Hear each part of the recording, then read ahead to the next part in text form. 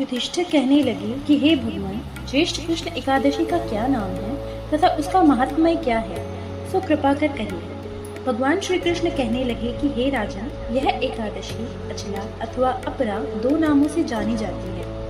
पुराणों के अनुसार जेठ कृष्ण पक्ष की एकादशी अपरा एकादशी है, क्योंकि वह अपार धन देने वाली है। जो मनुष्य इस व्रत को करते हैं वे संसार में प्रसिद्ध हो जाते हैं। इस दिन भगवान त्रिविक्रम की पूजा की जाती है। अपरा एकादशी के व्रत के प्रभाव से ब्रह्म हत्या, भूत योनि, दूसरे की निंदा आदि के सब पाप दूर हो जाते हैं। इस व्रत के करने से परस्त्री गमन, झूठी गवाही देना, झूठ बोलना, झूठे शास्त्र पढ़ना या बनाना, झूठा ज्योतिषी बनना तथा झूठा वैद्य बनना आदि सब पाप नष्ट हो जाते हैं। जो फल तीनों पुष्कर में कार्तिक पूर्णिमा को स्नान करने से या गंगा तट पर पितरों को पिंडदान करने से प्राप्त होता है, वही अपरा एकादशी का व्रत करने से प्राप्त होता है।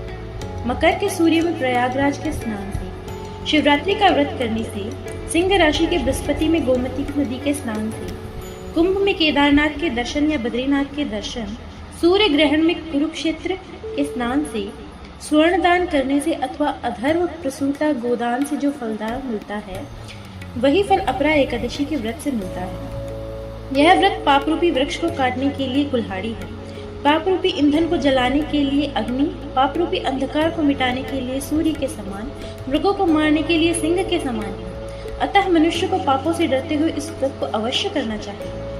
अपरा एकादशी का व्रत तथा भगवान का पूजन करने से मनुष्य सब पापों से छूटकर विष्णु लोक को जाता है। इसकी प्रचलित कथा के अनुसार प्राचीन काल में महिध्वज नामक एक राजा राज करते थे। उसका छोटा भाई वज्रध्वज बड़ा ही क्रूर, अधर्मी तथा अन्यायी था। वह अपने बड़े भाई से द्वेष रखता था। उस पापी ने एक दिन रात्रि में अपने बड़े भाई की हत्या करके उसकी देह को एक जंगली पीपल के नीचे गाड़ दिया। इस अकाल मृत्यु से राजा प्रेतात्मा के रूप में उसी पीपल पर रहने लगा और अनेक उत्पात करने लगा। एक दिन अचानक धौम्य नामक ऋषि उधर से गुजरे। उन्होंने प्रेत को देखा और तपोबल से उसके अतीत को जान लिया। अपने तपोबल से प्रेत उत्पात का कारण समझा। ऋषि ने प्रसन्न होकर उस प्रेत को पीपल के पेड़ से उतारा तथा परलोक विद्या का उपदेश दिया।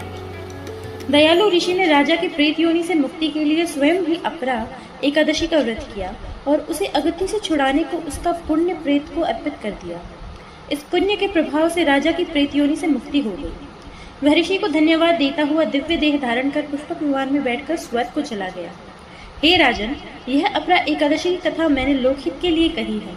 इसे पढ़ने अथवा सुनने से सब मनुष्यों के पाप छूट जाते हैं।